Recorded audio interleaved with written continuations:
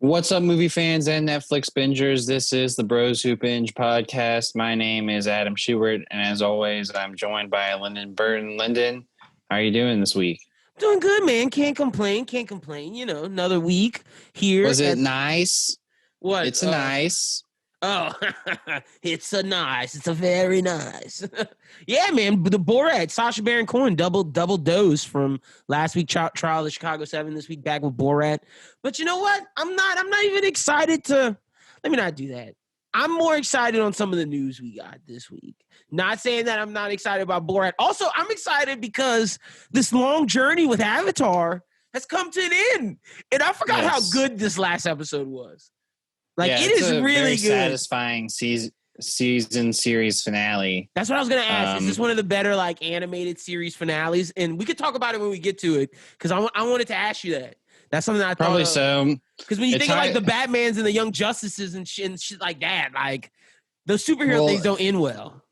Yeah, and a lot of them don't know when their definitive end is, like, because they get canceled and stuff like that. And then some continue, like if you go from Batman to Batman New Adventures, then the Batman Beyond, then you have the Justice League stint, then you have Justice League Unlimited, like, Some of that storyline carries over into Superman.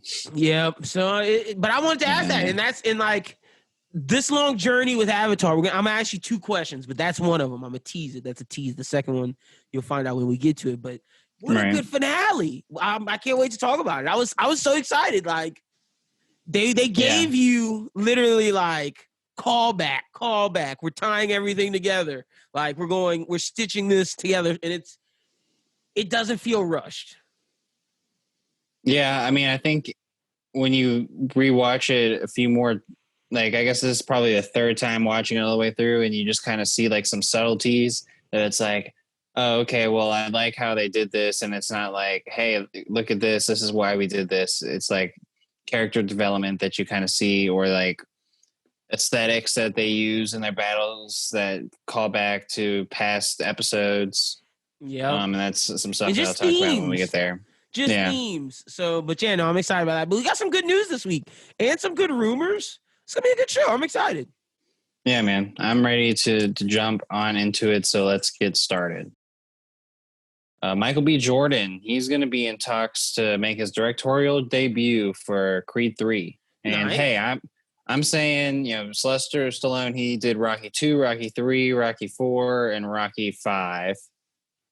No, he did Rocky 2, 3, 4, and Rocky Balboa. Yeah, I was about to say he didn't do one. Yeah. He did Balboa. Yeah, with fucking Tarver, whatever his name is, that boxer. That was not a good. I didn't like Rocky Balboa or Rocky 5. I liked 1, 2, 3, 4. But that's beside the point. I think Sylvester Stallone showed there that in a movie that's like very centric to its main character, like a Rocky movie, that taking that directorial move is maybe the way to go. And Michael B. Jordan, we saw that he wants to do some things behind the scenes, producing Static Shock. Yeah. This is him trying to step out more than just being an actor and developing more in his Hollywood career. I think this could be a big step for him moving forward if it turns out to be really well, because people are going to go see it.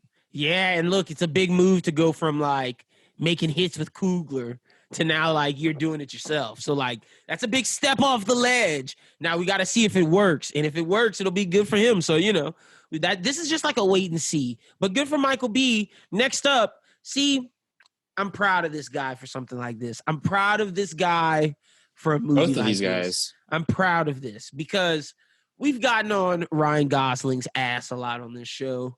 We've gotten on, who was the dude we did last week? It was Idris Elba.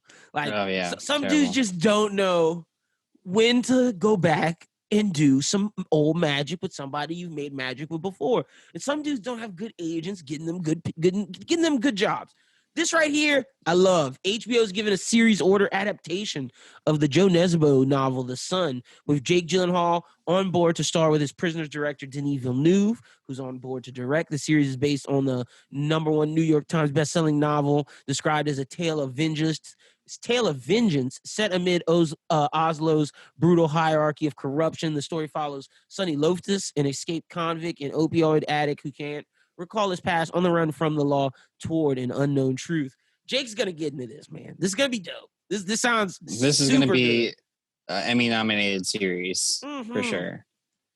Like, this makes me think like, yo, dude's good.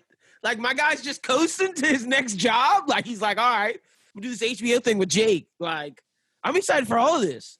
Like, how soon is this coming? You know, they just gave. I think this is something like that's down the line, just an early announcement. But yeah, I think this is HBO's next big project. When after down the line, and yeah. Denis Villeneuve, that's a huge name to get to do a series for HBO. HBO series? Like, man. But I don't blame them because, like, can we be honest? Amazon's kicking ass right now. Amazon got Borat, The Boys. We got Coming to America 2 that's going to be out in December. Like, Amazon is flexing that cash and getting that quality. This is a big move by HBO. Amazon not doing this. This is huge. No, Jake Gyllenhaal. Denis Villeneuve? What? That's what HBO has to utilize the ability that their title can like get big names to do it, because like not a lot of huge names are signing on to do Amazon's things. Now they're developing stars. Yeah, they are. Like, I feel like the guy who plays Homelander, Tony Starr, Anthony Starr. I feel like he's become a bigger star now. Jack Quaid, like I've been seeing people want Jack Quaid. Flash. I mean, or even early on Amazon, when Jack Ryan came on the scene, this was like, oh, Jim Halpert can be an action hero. Yeah, Amazon's up there, man. Like, Netflix has to step up their game, but like they're about to get Shonda Rhimes after that big mess where Disney didn't want to give Shonda Rhimes a ticket to Disney World. And they lost their biggest creator ever. Like, she made Grey's Anatomy, Scandal, How I Met Your Mother. That's like How to Get Away with Murder. Yeah, How to Get Away with Murder. That's like the mid-2000s. Like, she's been killing it for ABC. Like, ABC lived on her back. Pretty much. And still is continuing to, in a way, with Grey's Anatomy and their, like, break-off shows. So it's like, geez, Netflix is about to eat with that, but they need that stuff coming fast. Because, like, speaking of Netflix is going. They got Jamie Foxx to star and executive produce in a vampire comedy, Day Shift, with J.J. Perry making his directorial debut. Fox will portray a hardworking blue-collar dad who wants to provide a good life for his quick-witted 8-year-old daughter, but his mundane San Fernando Valley pool cleaning job is a front for his real source of income, hunting and killing vampires. The script is written by Tyler Tice with current revisions by Shay Hatton, who did John Wick. Why do I feel like this is Jamie Foxx's era of, like, doing movies with kids for his kids? Like, why do I feel like this is, like, him, like, doing, like, The Rock, when The Rock was doing, like, that movie where he escaped from whatever witch mountain or some shit like that? Why do I feel like this is this? Like, granted, when you say that John Wick thing at the end, it makes you think, like, okay, there's going to be Jamie Foxx, like, hunting vampires, all cool, badass. But, like, when you hear the beginning portion of it, it's like, I don't want to see this dude with his fam. Like, No, it describes itself as a vampire comedy. So you just know that it's going to be like I'm not trying to see him with his cheesy. family. Yeah, I'm not trying to see none of that. Like I'm not at that that's point. That's the thing. It's like Jamie Foxx and his roles. It's like up in the air. Like, the one that he did on Netflix Tyson earlier. movie. Like, what do we do? Like, what? Yeah. The Mike Tyson. The Netflix movie he did earlier was all right. He's gonna come back into Spider-Man. That's a big move. But like this. What is this? I don't know what Jamie's doing. We got to throw Jamie on that actor list with Idris Elba, with Ryan Gosling. Like, who are y'all's agents? Like, I just don't know what y'all are doing. Like, these aren't the roles that, like, do y'all not know your legendary status? Like, I wouldn't, but this might be a check move, And if you're getting look, I'm not mad at you doing a check move, but like, I don't know. Maybe we just want too much for some of these guys, Maybe we just expect too much, and like I said, he's making movies that his kids would like. So whatevs. Next up, Universal Pictures is planning to wrap up Fast and the Furious, the core film franchise. And I think that's big that they said the core, but I'll tell you why. With 2 final movies that will bring close to the franchise, that has revved its way to becoming the highest grossing movie series in the studio's history. Justin Lin is in post-production on Fast 9 and talks to direct the final installments and bring the saga that began 20 years ago to a close. And the reason why they say core is because they're trying to bring Hobbs and Shaw to the forefront, baby. The Rock taking over Vin Diesel's shine. Oh shit! I wouldn't be surprised if The Rock wasn't in Fast 9. Like they got beat. No, for sure. Yeah, I mean, I'm kind of disappointed because what you mean? I'd rather have 2 more movies of Hobbs and Shaw than I would Fast movies. Oh yeah, we're definitely getting another Hobbs and Shaw. We are. They're trying to cast like Ana de Armas. Like The Rock's trying to get people. The Rock's trying to get Keanu for Hobbs and Shaw. Hobbs and Shaw. Well, that's what I'm saying. Like I'm not interested in Fast 10, 11. Like I haven't even seen all these movies because like I saw the good Fast movies and I was like, well, let me just stop while I'm ahead. And I watched Hobbs and Shaw and I'm like, well, that's pretty dope. And I don't know if I want to watch like the Expendables of car drivers.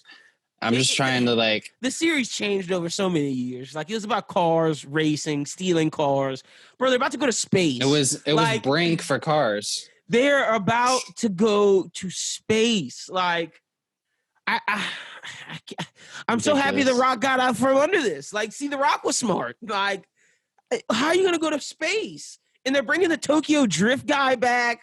Like, even though Tokyo Drift is arguably the best Fast movie, that's in contention by a lot of people. Seen that. That's I was shocked. Like, I've asked a lot of people this, and it's been like, yo, Tokyo Drift, and I'm like, what? I'm a Fast 2 guy, ejectocito, cuz shout out to Tyrese. Like, I'm a Fast 2 guy. Where Fast 2's dope. That's the one I love. But whatever, man. Yeah. Glad it's about time. It's about time. One thing that was going all around Twitter this week was the first looks at Uncharted with Tom Holland and also Mark Wahlberg. What did you think about some of the shots? Even though people were like tripping. Yeah, I mean, he was rocking that stash. He was. I thought Tom Holland looked good. Let me say this. Yeah, I gotta apologize. I think Tommy H. Gotta start calling him Tommy H. I think Tommy H. looked good, man. Tom Holland looked good. I was shocked. I was one of the people he needed that Netflix movie to come out. Yeah, I think he needs to show people like I can be more than Spider-Man. Like in the picture, like he looked like a young Nathan Drake, somebody we can grow into. So like I'm cool with this. I'm down. Like I'm excited. And being that I watched Indiana Jones like a year ago, I'm big on this, and I love the Uncharted game. So if they do this right, this could be something big for Sony. Yeah, I think they're on the right path. It looks pretty good. Mm-hmm. Yeah, so I mean, I'm liking Mark Wahlberg's Sully look. I'm liking it. I'm buying the cheese that is Mark Wahlberg. But I'm a Mark Wahlberg guy. Like I fucked with Pain and Gain. I fucked with Ted. I fucked with I even fucked with his little stint in Transformers. I love the other guys.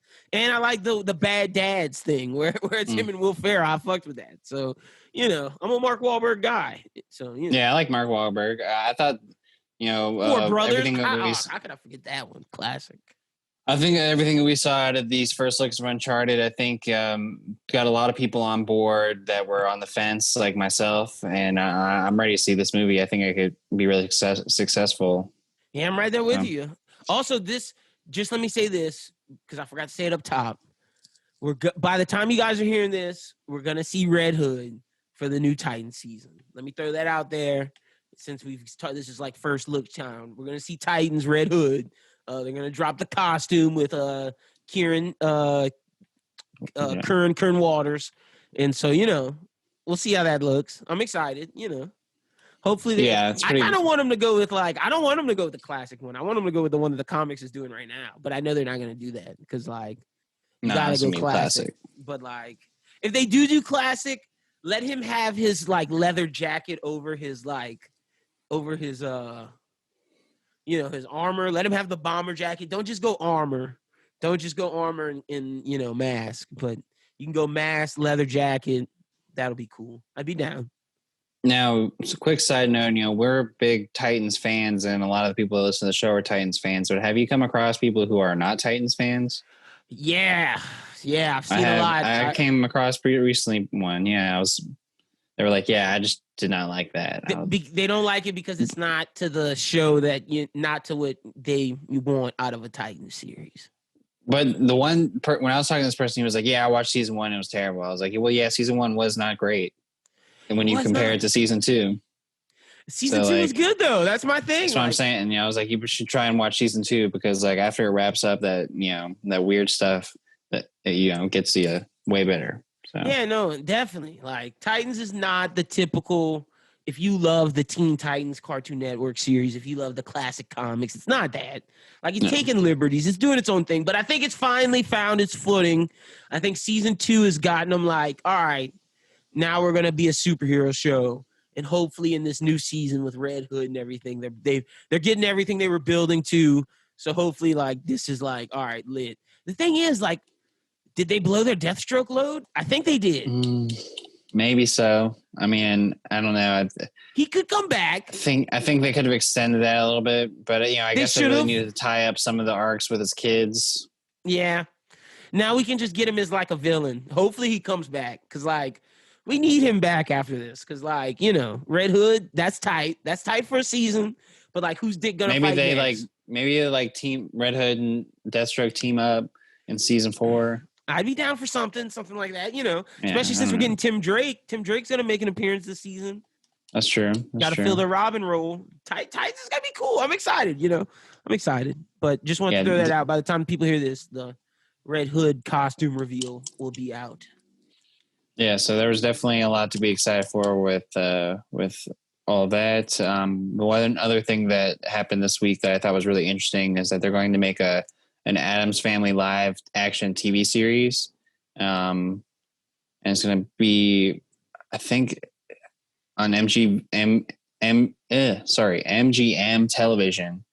That's what the channel is going to be on. So it'll be on YouTube TV pretty much. Oh, okay. And Into the Badlands creators Alfred Goh and Miles Miller I like that show. You really? Yeah. Oh yeah. I know which show you're talking about now. It's like a kung fu show, but Addams Family's a weird choice for them to go after Into the Badlands. What's even crazier is that they're going to be working alongside Tim Burton, who's going to executive produce. So I think it could be kind of interesting. The Tim Burton Addams Family is kind of something that I would really be interested in seeing. Do they have the money to, like, how much? Yeah, like how much money they put into this? I don't know how much money they'll be able to put into it. I don't know how much liberty Tim Burton's going to make into it. If it's because the showrunners are going to be the two guys from Into the Badlands, so it's pretty much going to be their show. He's just going to add that darkness flair to it, I suppose. But I was a big fan of the Addams Family, at least the cartoon and some of the movies growing up. So I'm excited for this. I think it could be really interesting. I don't know how they want to approach it. I would wish that they kind of did it as like a limited series, or like there's a lot of ways that I think that you can make the Addams Family interesting. Like I would love to see an Addams Family taken into the vein of What We Do in the Shadows. I know this is not what that is going to be, but like, it's on network television. It's about to be a sitcom. I mean, it's going to be sitcom-like.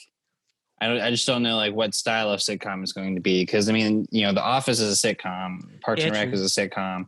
What We Do in the Shadows is technically a sitcom, but it's a documentary. But I don't know. We shall see. I'm not that hype on this. I'm less hype on the fact that it's with MGM TV. Yeah, like what? If it was like on Netflix or something, it'd probably be a little bit more exciting. Yeah, like who's MGM TV? But I want to say this also, not on the notes. I'm freelancing right now, a freelance for 2 topics. But did you see the Animaniacs full version of the trailer? Because I know last week we talked about like the short release. I did. I wondered if I should put it on there. You should have, because like the full one, that sold me. Like I was like, oh, I'm into this. Like, oh yeah, dude, it's raunchy. It's pop culture. When they did the sellout thing and had the Hulu Live Sports geek, I was like, oh, I love this. This is ill. This is like spoofy. Gave me vibes of the classic. Pinky and the Brain's gonna be in it. That's cool. See, one thing I don't like though, I don't know if all the people are coming back. Like the mobster pigeons, like they're not all gonna come back. Yeah, because like this is gonna be a little bit more limited, and I feel like there's gonna the Animaniacs, when it was going on television, it would have like a 26 episode season. And I don't think we're gonna have something like that. So they're not gonna have like the liberty of. But I think people are gonna watch it. That time. Like I saw a lot of people watch it, yeah. I saw a lot of people on Twitter talking about it. So I think that this might give them like, yo, all right, we see y'all are clamoring for this. Maybe we'll bring back some of the old faces in the season 2. But that I gotta say, that trailer sold me. That was a really good trailer. So that's something on there. Something else I'm super excited about. I think you killed it in the nose game this week. I know I gave you shit just a little bit ago, but like this is fire. Aaron Taylor Johnson, I didn't even know this. Aaron Taylor Johnson, ATJ, a fan of this pod, is set to join ensemble cast of David Leitch's action movie Bullet Train, starring Brad Pitt. The Sony Pictures project is based on Kotaro Isaka's Japanese book, Maria Beetle, and centers on a group of hitmen and assassins with conflicting motives on a train in Tokyo. That's Brad Pitt, ATJ. This sounds good. David Lynch, Assassins in Tokyo. John Wick director. I'm down for this. They might not make it in Tokyo because they're like adapting this. Might be in America, but if it is in Tokyo, I'm down. That's lit. Either way, I'm. It's gotta be because it's called Bullet Train. There's no bullet trains in America. That's true. You're right. You're absolutely right about that. When I saw this story, I was like, Aaron Taylor Johnson, Brad Pitt.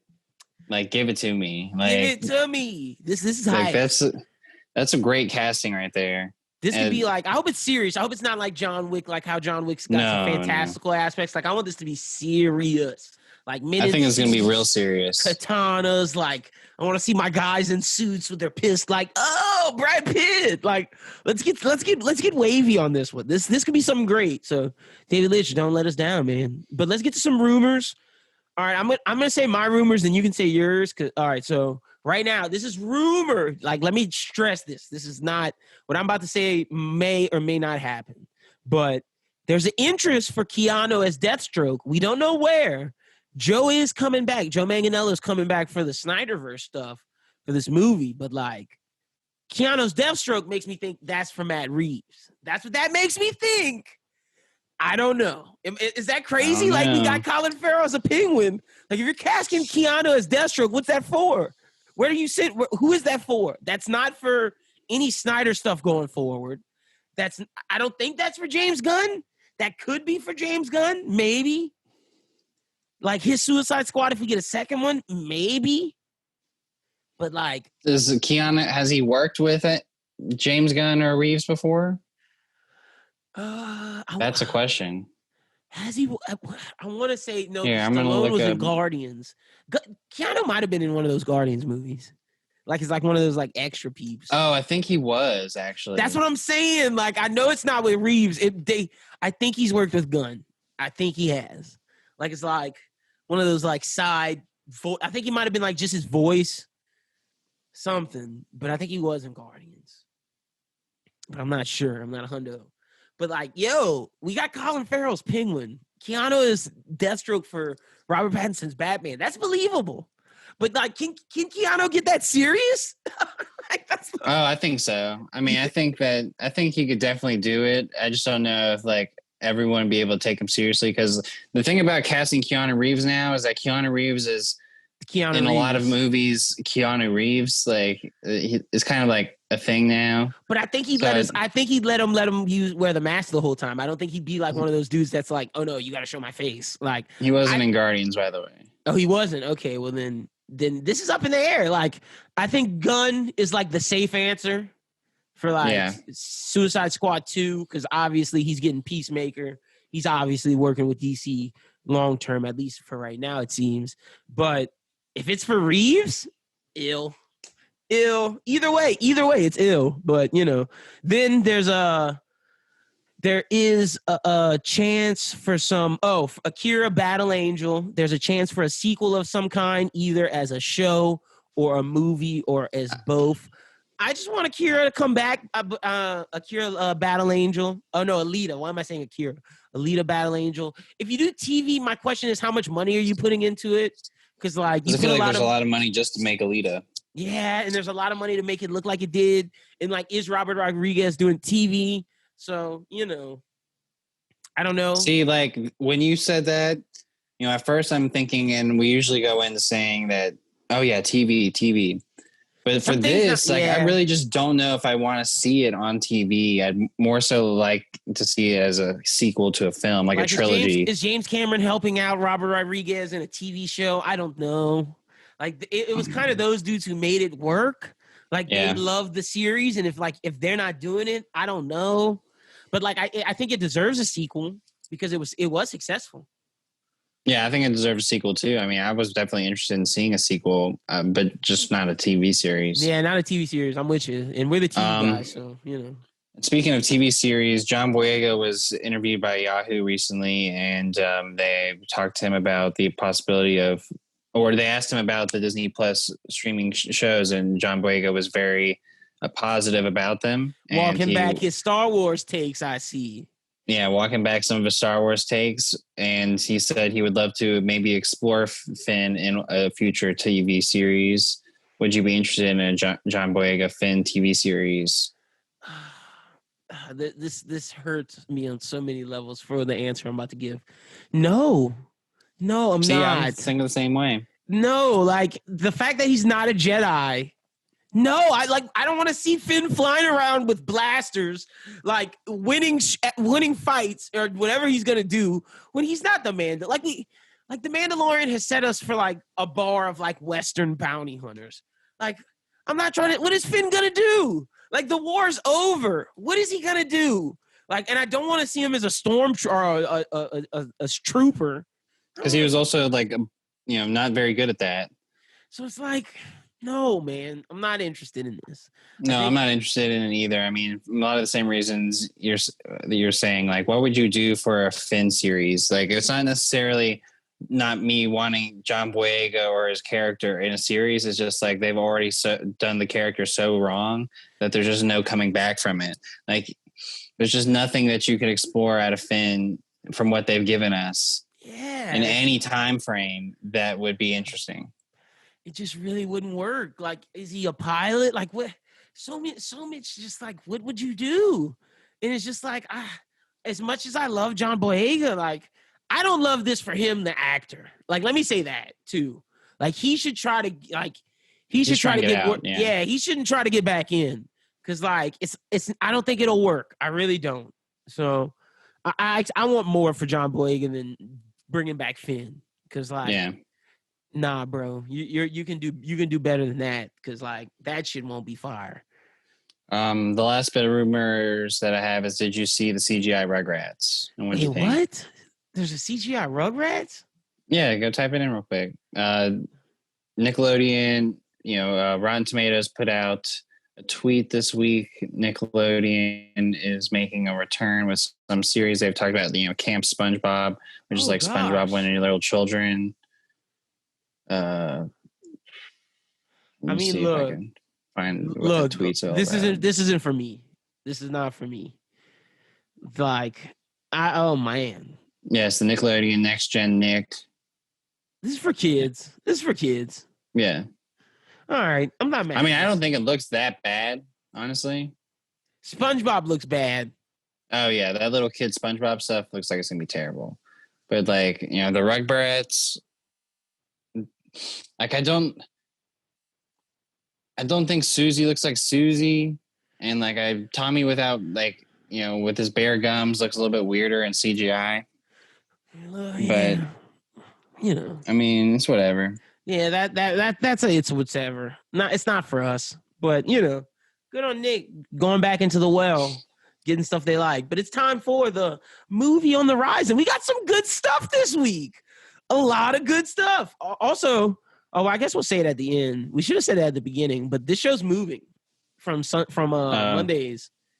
We'll save it at the end. Yeah, we'll save it at the end. All right, bet. Well, it's time for All Movie right. on the Rise. You can start us off. You got the big one.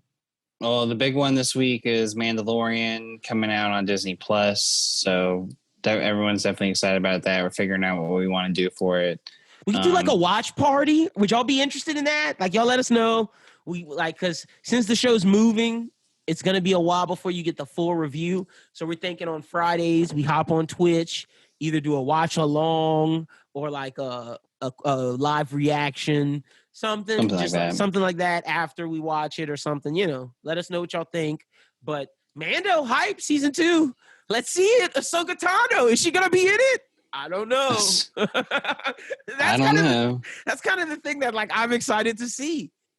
I'm excited to see how they pull off Rosario Dawson. Like that's make or break this season for me. Basically the biggest question. The second biggest question I have going into Mando is how do you keep us interested? Yeah. Like I feel like you could get away with like a filler episode or like even like the choppiness of like different episodes being like different things because it was this year. Because it was the start. This has got to be very story based. You've got to really like keep tight on the story. We're getting somewhere throughout the season. We can maybe throw in a one episode side, or if you wanted to give me another character side story, or if you wanted to give me a character flashback. Because, I mean, if we're going to be introducing, like, Ahsoka and stuff like that, like, if you wanted to give me a whole episode of Ahsoka doing Ahsoka things before we get to that point, that's cool. Yeah, I'm okay with that. I'm okay with that. But I think we need to discover more about this, the child. Yeah, like, what's up with, like, there's so much pressure on Mando season 2, especially like with successes of things like, and I know they're not in competition, but like in successes of things like Umbrella Academy having a really good season 2, and you're seeing the boys dominate. Watchmen happened after Mando. Yeah, but Watchmen was one season, but like I'm talking like in terms of just like season 2 action sci-fi shows coming back. Like Mando's in competition with like Witcher, Boys, Umbrella Academy, so it's like, is it real? This is like a real or fake moment. It was a big moment for Disney Plus too. Yeah, it is. Disney Plus, like all the Marvel shit got pushed back. So like, this is the thing that people have been waiting for. And if this doesn't succeed, like it makes people question, like, why do I have this streaming service again? Even though in December, I think they're going to smash it out the park. I think when WandaVision drops in December, I think that's a big dub. Yeah, I think that they're going to do that right. So we're just hoping that Filoni and Mando has a lot of pressure on it, though. That's the thing. Because I mean, like they're also trying to get the ball rolling on the other stuff, like Obi-Wan with Chow and Cassian Andor. So like they need this to keep going. Yeah, but I'm excited. Big season. Yo, big season. Giancarlo Esposito coming up for like Killer of the Year. Like he's about to be the villain in Mando. He's the villain in The Boys. Dude, TV villain of the year? Like Giancarlo Esposito? I don't know, maybe. He's good. He's real good. I almost wish that he would have had like some kind of role in a film, but I'm glad that it's on something that's successful like this. Yeah, he's killing it right now. So shout out to him. But yeah, man, I'm excited for Mando. Like a lot of questions. And then they got me coming week to week. Like, y'all got to come with that heat. First episode, by the way, 52 minutes. Ooh. So like that's already a good sign. That is a good sign. Cause like, boy, was I mad last year with those 32s. There was a 28er, like a 26. Like, I'm like, what the hell is this? Maybe they heard the complaints. Like, honestly, let me say this. If we got this 52er, then it dropped to like 45, 40, 45, 40, I'd be cool with that. But like, if we drop down to like 30s and 26s again, I'm going to be sad. Unless it's a side. Unless it's unless it's like the Ahsoka episode, because then I can understand why that's short. Like you gotta save your dollars. Maybe. So, percentages that we see Ahsoka light a lightsaber this season. Oh, 100%. 100%. So you're like 100% sure she's in this, even though like I know they've said she's in this. That's what I'm saying. They said that she's in this. Like I don't know. I have my doubts. It's like Are they really gonna do it? Like, they said she's in this, and if she's in this, then she's fighting Homeboy Moff with Gideon with the Darksaber. Yeah. Oh yeah, that's gonna happen. Damn. What's Timothy Oliphant's character doing, man? He's gonna be Cobb Vanth, so that's where I think we might see one of our side story-ish.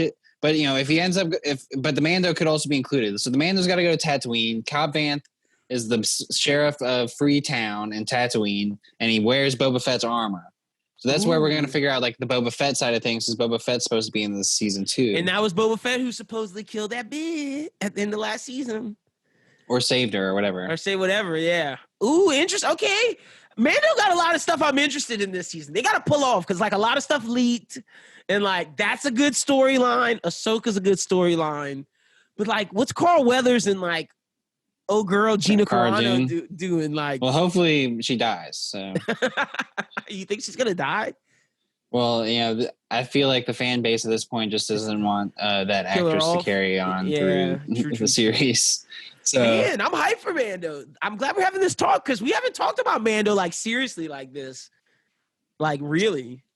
Yeah, until this, next week. Yeah. Oh man. A lot of pressure. But we got some other good shows coming out this week. On Tuesday, on the 28th. Oh no. On the 20 on Wednesday on the 28th, we got a new anime Netflix, Greek mythology, The Blood of Zeus. Looks pretty good.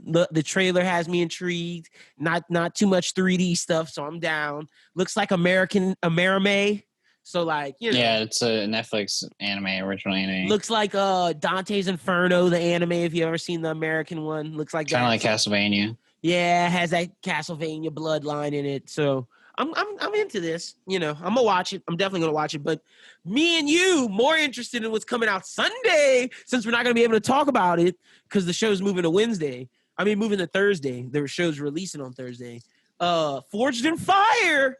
So I asked Shubert if this was like it was moving to Netflix, but Shubert said no. Netflix picked it up from History. There is no History tagline, so this looks like we're getting new episodes on Netflix. And in the description it says like new. Yeah, it does. It does. It says like new season. Like Netflix going to pick up the show. I'm hoping that they still do about 10 episodes. And like they don't. And that they don't do it in like some weird tournament or something. Like I want it to be like the normal episodes. Yeah. Just classic show. Don't do no Netflix spin on it. Like classic show, 15 episodes. Like for those who don't know, Forged in Fire is like blacksmithing. I love it. But a game show, like Chopped, but with blacksmithing.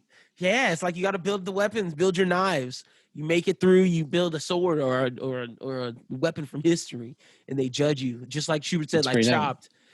It's our shit. Will Willis, shout out to you, bro. You should come on the pod. But all right, what are we doing first? Because like I kind of want to do. We're doing Avatar first. We're gonna spend a lot of time on it. Well then, I guess we can do Borat. Yeah. I'm just not. The internet. Maybe the internet made me have expectations. Cause see, I didn't have expectations going into the trial of Chicago 7, and that blew me away. But like I had expectations going into this, and I wish I didn't. Because the internet was like everybody from Seth Rogen to Drake to like everybody was like, oh, this shit is great. And I thought it was good. I wasn't like blown away. Like when you got Drake and Seth Rogen saying it's good, what does that lead me to think? It just depends on like what you're trying to get out of the film. Because like I think it was very well put together and done by Sacha Baron Cohen. And I think that, I was mentioning earlier on that making a movie like this with some of the jokes that it makes, with some of the conversations and the directions that it takes, some of the actual caught on film things that it does, it's like it's a groundbreaking film. No, I got to give him his props. Like I think this was very well made. And one of the best films, I would say, that's going to properly display what it was like to live in the coronavirus. So, like, as a snippet of history, this movie is important. True. And, like, I feel like it's it was a show that I think benefited a movie that benefited from the coronavirus and probably changed as the virus was happening, because like they filmed the beginning parts but before it, so like they weren't even planning on like touching on the coronavirus subject, and for it to come full circle the way it did at the end is like, oh, they must have changed this whole movie on his head, like mid. And the beginning portion is what got me. Like, I'm like, all right, is this like what? Like I liked it. I like some of it, you know. But like I liked when they got to America. Well, it's the same thing with the first Borat. Is like you like certain vignettes of Borat. Yeah, like in the first Borat, I like, you know, the stuff that he does in Alabama with the like hotel. The etiquette class and stuff like that. So like in this one, like I really enjoyed some of the lead up to like the breast implants thing, where like the daughter's getting the makeover and they're bonding and they go to the debutante thing and do like, you know, the period dance or whatever, and like just I like them at the carnival with the leash. The carnival with the leash. She's like, why aren't you holding my hand? Going to buy a cage. Yeah. How many girls do you fit in your cage usually? I like I like the going to the dude's house during the conspiracy theorists. Yeah, and then I liked him going on stage during the rally. That was good too. Shit was real. Like, I mean, you know, it just like the pin stuff you called, that was great.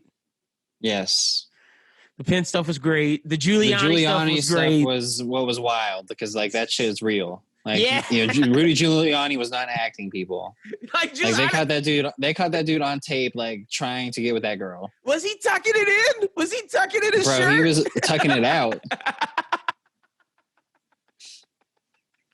Bro. Like, I was like, what is this guy about to do on camera? Like, I was like, Sacha Baron Cohen is not about to let this dude do this on camera. Like, let's be real. Like, I know that she wasn't 15, but like, still. They caught his ass, Julie. I know when Sasha, when that had to happen, I know when he was like, yo, I can't believe he just did this. Like, that had to change the movie too. Had to. Because, like, I know he didn't expect to get that. No. I was trying to read a little bit of an article of it today where how they got that and, like, how they could get him to, like, think that it was real. Because, like, that's the thing. Like, even when they're at those events, like, security is taking him like he's, like, a real, like, threat. Yeah. Like, this was not something that they were like, oh, we're going to do this. And, like, are you guys cool with this? Or, like, no, they just did it and filmed it and put it on in a movie. Like, it's wild. Yeah, that's funny. It's totally absurd. So it's just like one of those things where, like, when I see this as a movie and as like a, you know, piece of pop culture, I'm like, well, this was like an essential movie for like pop culture. But when it comes to like, was it a great movie? Meh. Okay. Was it like? Do I think it was funnier than the first one? No. Okay, cool. But I think that it was great for what it was. And True. Like the fact that they did what they did was astounding. Love like Sacha Baron Cohen, two big weeks in a row. Killing it. Like Amazon. This is a win. This is a dub. Big win. So many people are going to watch this movie. So many people are talking about it. Like to have this drop right after The Boys. It's being talked by the president. The president is talking about it. To have this to drop right after The Boys, this is a big win for Amazon. I know Jeff Bezos is like, yes. And then they're about to have like their drama bag coming. And they're about to have Coming to America too. Like the Riz Ahmed Oscar bait. Then black people are going to come in droves, and like white people from that era who loved Eddie's Coming to America 1. Like people are going to watch that. Like they're going to want to see, did Eddie replicate it? Yeah, I mean, there's a lot that Amazon's got coming that's going to be really good, and you know, this Borat stuff was pretty hilarious. You convinced me with this Borat stuff because I was a little down on it because like I just expected to be blown away just from like how everybody was tweeting. But like you're right. And the thing about Borat too is that it's more of a communal viewing experience. Like there's very few movies that I can look back on and I'm like, well, this movie's really be watched with other people. Like there's some movies that you're like, oh, okay. You know, I'm not going to watch Borat by myself. It's not really something that you like watch by yourself. You have to, you know, laugh about it with other people. Like, I consider most horror movies to be communal movies. Like they're really more exciting when you have them with other people that also get scared at the experiences and you can share those experiences. Comedies and horrors are very similar with that, where like is elevated by the ability to talk about the jokes or talk about the scares.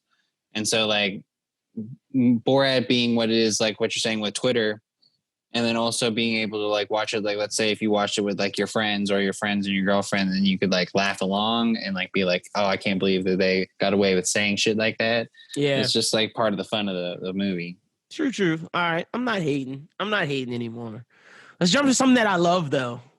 Man, I'm glad we did this Avatar rewatch. Long road. This has been going on for a while now. Longest series on BrosWhoBinge. Fire, loved it. Like it's over now. But I don't think we're gonna do Korra. Not anytime soon, at least. I don't think we could like give it the same love that we did with it. Like, I feel like there's a lot of stuff that's coming around the corner that's just gonna be like, oh well, we're gonna be caught watching that and not Korra. Yeah, but like Avatar, man, this journey. Best. Yeah. Is it best of Merime? Is it? Yeah. I mean, I think like, especially because it's a second resurgence through the being on Netflix and being brought back into pop culture. Like if there was a Halloween this year, I feel like a lot of people would be dressed as doing Avatar stuff. Shit. Well, let me tell you this. Like my friends, like one of my friends' kids is dressing as Zuko. His mom is like doing makeup shit and like and she's dressing as Katara. So like, yeah, it's affecting a new generation. No, you're right, man. What a great ending. Like leading up the whole time, like Ken and kill, and everybody's telling him, yo, you gotta kill, from Kyoshi to Roku, even to the fucking Avatar, the air Avatar, the Nomad, but even the waterbender. We find out about the faceless monster, like how that came about and all that shit, how he got the woman face. Like so much shit got tied into this. All those sea lion turtles they talked about before. It's here. Like we're here. We're doing it. The White Lotus, all the little hints, all the White Lotus, the things that we said, like remember the name Jean, Paku, the fucking master with the sword, Piodon, then fucking Iroh, Boomy. Like it was just great combination. I love the little part of the episode where like Boomy goes like, oh yeah, I was just waiting my time, and then an eclipse happened. Okay, well now I'll bust out. Then beat everybody's ass by himself. Iroh got out. I thought the moment where Iroh shot down the fire flag in Ba Sing Se, I thought that was a big moment because, like, the Dragon of the West going to capture Ba Sing Se. Now he's known as the man who freed Ba Sing Se. Pretty much, like that was a part of the arc that in the rewatch I never really realized until this time. The Iroh stuff was powerful. Yeah, his whole stuff is powerful. Like through his stuff with Zuko and made me want to cry, man. Like when him and Zuko were hugged and shit, that was like powerful. Like Zuko finally learned. I mean, him realizing that his destiny was not to take Ba Sing Se for the Fire Nation, but to retake it for the Earth Kingdom. Yeah. I feel like the whole deal with him and remembering that his son like died in Ba Sing Se and how he had such success with Zuko and Ba Sing Se that now he kind of finds a home there. Yep. I think that's very telling to his character and a good culmination for him. Paku getting with Katara and them's grandmother, their story coming together. True. Shit was lit. Fucking, that's true. I'm trying to think of some other stories that came together in this, like the Azula shit, bro. Zuko and Azula is crazy. Like Azula's fall into insanity was really prevalent in this finale. I really think it carries over into that fight too, because it's like, Azula being extra crazy. Yep. But the one thing I was mentioning earlier on in the beginning of the show where you see like some fight aesthetics that match to previous show arcs or show episodes, Azula's blue fire and Zuko's red fire in a way that in lots of ways that they were shooting reminded me of like the dragons from the firebending masters, kind of symbolizing how like these were the firebending masters in the fight for the Fire Kingdom. I kind of felt like that had a little bit of symbolism to it. The stuff where Zuko has defends Katara, that kind of brings them into back to like how it was in the cave in Ba Sing Se. Yep. No, a lot of this was good, man. And then loved just hearing all the Avatar stories and then Aang learning like, yo, bending. But like, can we say Avatar Aang? And see, after rewatching this and hearing everybody on Twitter telling me that Aang would lose to Korra, bro, y'all are idiots. Like, don't ever tweet that at me again. I forgot how strong Aang was. Like when Aang went Avatar mode against Sozin, it was just whooping his ass. And people forget this is 12-year-old Aang. Like he is younger than Katara. He's just learned everything. Avatar state though. Like that's where I push back a little bit because like a lot of the stuff that he does in that is Avatar state, and I'm like, well, it's not you, bro. It's like that's where I get a little frustrated with it. And I was frustrated with it even the first time I watched it because I was like, well, I mean, like we were supposed to have this guy himself be able to do this, and he has to like use the Avatar state in order for it to happen. But I mean, like maybe. I mean, even Korra does it too, so it's not like it's. Yeah, everybody does it, but I'm just saying that's his. I think that's Avatar state at 12-year-old Aang, who's just learned everything in like 3 months. Like, imagine Avatar state Aang as a man who's like 20 something. I bet it's different. That's all I'm saying. I think it'll be a little different than this 12-year-old kid who's just learned firebending 2 weeks ago. Earth bending 2 months ago and water bending like 3 months ago. So like, but don't sue me. But you are right. But then even when Sozin went after him and he felt his like energy bending shit and like he hit his arms up. Like that shit was badass. Took that nigga's bending. Fire. Oh, I'm going to hurt you more than killing you. I'm going to give you like, that's why it's powerful. I'm going to give you a death worse than like actual death. And you'll have to actually think about what you did. Sit in a cell. You can't bend. It's over for you, partner. I think that's better than killing him.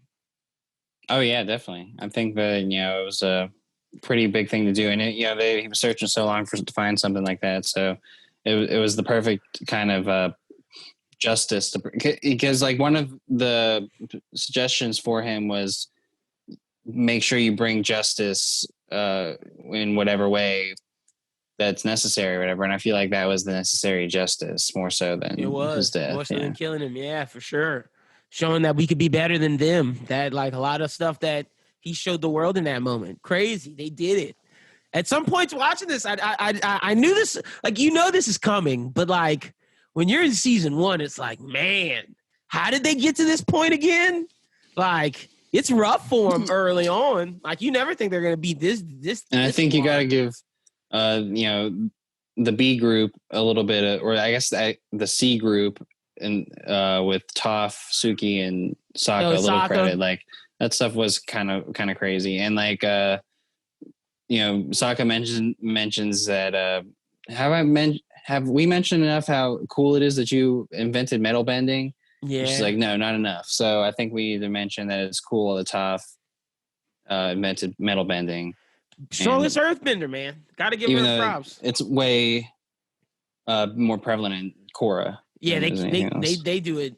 They metal bend the shit out of everything. Yeah, they do it to a new level. They start doing lava bending and that shit. But good series, man. Great show. Forgot how much one of the best. I knew I loved it, but like this rewatch definitely showed me like, nah, I love the show. The show is great. Like, there's nothing anybody can tell me about Avatar: The Last Airbender. Like, great show. Phenomenal. Yeah. And the ending just culminates in that. But yeah, I think it's better than a lot of the American endings of like these superhero shows. Like it definitely is. Better than the Boondocks ending. Like better than Rick and Morty's not over yet. Well, and technically the Boondocks isn't over yet. True. So I mean that's like the thing I find with Avatar is that Avatar had an idea for a close. Yeah. Where like, and I mean like you can even like compare it to some live action stuff like with Game of Thrones. Like Game of Thrones and Avatar are very similar, but Game of Thrones didn't close their ending because they didn't know what they were doing. Yeah. So like Avatar had an idea for where they were. Is it better than the Rebels ending? Tough question. I'd say yes. Yeah, because it's a little bit. Rebels was playing a little bit too much with like other lore that they had to deal with in like that world. And like they expanded it to question mark levels, where like Avatar very much stayed within their world, and like, everything was believable. Like the fact that he took his bending for like the world that they were in. it was something they set up for like forever, and it just goes back to like what. Like, think about the episode where Iroh's talking about the 4 parts and like how energy connects them all. And like, you have to feel the energy when he's like lightning building. You feel it inside of you. And it's like everything led up to this moment. Like they built to this. So like nothing, it didn't feel forced. So, love this fucking show. Great. Damn, man. Sad times. Sad. But we got Mando now. So like, we're good. But this sad times. Avatar's over for. This is what I've been waiting for. I've been waiting for Mando. You have. To jump into Mando, maybe even before the year's done, we can explore some Squadrons Twitch. Oh, okay. I don't know if you'd be down for that, but we can. Is that like a PlayStation game? Yeah. All right, I'll get it. It's a new Star Wars game where it's all ships. Oh, you just all right? Yeah, we can do that on Twitch. Hell yeah, we're out here. But yeah, so we're about to get Star Wars heavy, which is gonna be fun. And hopefully the news just keeps spitting out. Like our movies keep getting pushed back, but they keep saying they're going to make other ones. So maybe we're just going to get a big dump of movies. Who knows? Question mark? It's coming though. I feel like it's coming soon because people don't care, bro. People do not care right now. People are out and about. Like they might as well drop these movies. I mean, I think the most interesting thing about this year with the movies is what's going to happen at the Oscars. Yeah, they're going to happen. And like, who are you going to give nominations to? Well, now that Trial Chicago 7 dropped, I can see that getting noms. Well, it also depends on what A24 wants to do with this new Steve Yeun movie. If they want to release that to the public or find out a way that they can put it into a festival so it can get put up. Yeah, man, Oscars are gonna be interesting. I remember it was a point where we were like Matthew McConaughey, The Gentleman. Like, I'm so happy we moved past that. That movie's good though. Tenet's gonna get nominated. Tenet's definitely gonna get nominated. Tenet has to get nominated for director. Best movie too. Best pick. I think best movie. Yeah, there's gonna be 10 of them probably. Huh? Yeah, it's gotta be. Tenet's gotta get nommed. Crazy. What else is gonna get nommed? Tiger King. The doc for best docu. Oh yeah, that'll definitely win best documentary. Is Borat gonna get nominated for best comedy? Well, there's no best comedy in the Oscars. Maybe for Golden Globes. For true. Oh, I don't know. It's gonna be an interesting year. I don't know what's gonna happen. Old Guard. Bro, shut up. Now we can end the show. If Old Guard Extraction. Jesus, that came out in 2020. Yeah, bro, it came out in the coronavirus. That felt like that came out last year. That's how bad it was. Oh man, Extraction. What a bad movie. 2020, the year of like some bad movies, a lot of bad movies, but we've had some good ones. Oh, what they're gonna probably nominate that Elizabeth Banks Invisible Woman, New Mutants. Yeah, let's definitely end the show now. Like, what are you talking about? Dude said New Mutants. Like, what are you? All right, you guys can follow me at LindyWT. Follow the Bros Who Think at Bros Who Think. Be sure to subscribe to the YouTube page. Be sure to subscribe to the Twitch page. If you follow us on Apple or Spotify, be sure to subscribe there. Thank you guys for checking us out. We got a new anime talk dropping on Tuesday. New Bros Who Think pod dropping on Thursday, and we'll be twitching throughout the week. So, y'all come follow along. You can be caught up with all information at Bros Who Think on Twitter. But yeah, that's all we got. Got to end the show now. She was talking about New Mutants getting the Oscar. Like, what? Anya Taylor-Joy? Hey, well, she's got a film out that I'm probably going to check out this week, and if it's worth it, I might mention it to you, and we could talk about it. The Queen's Gambit over on Netflix, so we'll see. Yeah, we'll see what's up. I don't know. But thanks, everyone, for listening to the show this week. You can catch me on Twitter and Instagram at AShubert14. Listen to Run It Back that we released recently with about Scott Pilgrim. And we're I feel like that was a good movie choice. Got to see what's next. What movie we're going to do next. I'm thinking comedy. Yeah, I think we were talking about maybe doing Superbad. Yeah, like I don't think we're gonna put that to a poll. Like I'm not gonna just throw like Superbad, old school. Like I'm not gonna throw the Hangover. Like the only one that maybe would make me want to do something over Superbad would be Hangover. Like Hangover. I can see that. Other than that, like it's either Superbad or Hangover. There's no in between. Yeah. So or forgetting Sarah Marshall's so good, but that's a conversation for another time. Yeah, and then once we get down the line, maybe we'll do something Christmassy. Ooh, we got to. We got to do like put a poll up for like Year Without a Santa Claus. Oh my gosh, you mean like that kind Elf. of Christmas? Yeah, bro. We got to. Elf. And do like Die Hard. We could put all right. If you want to do like serious movies, we could put Die Hard in there. We could put the Jimmy Stewart movie in there. Well, I mean, black and I would white do Trading one. Places. Trading Places could definitely be in there, but we got to have like a serious Christmas movie in there. Like Jimmy Stewart, where he wants to commit suicide. He finds out his talent, like, what the fuck is that movie called? Where it's black and white. He jumps off it. The angel comes and saves him. It shows him what the town would be like if he didn't live. And then Talking about Scrooge and all that Christmas Carol? No, no. I'm not talking Christmas Carol. I'm talking Jimmy Stewart. Hold on, bro. Hold on. Now it's bugging me. Jimmy Stewart. I don't know what you're talking about, Christmas bro. movie. Hold on. This A Wonderful Life. It's a Wonderful Life. I'm not crazy. Oh, I ain't never seen that, dude. You've never seen It's a Wonderful Life? Crazy. No, I've seen it. Yeah, you've seen it. It's a classic. Oh, man. And then you're trying to tell me that I need to watch The Christmas Story, too, huh? If the people vote for it, it's Christmas time. So, maybe they'll save you and vote Trading Places. But if not, we're going to be doing something like this. Trading Places. That's a funny Christmas one. movie. But all right, that's all we got. All right. Well, I hope everyone stays safe and has a great week out there and keep up with everything going on with the network. And as always, keep binging.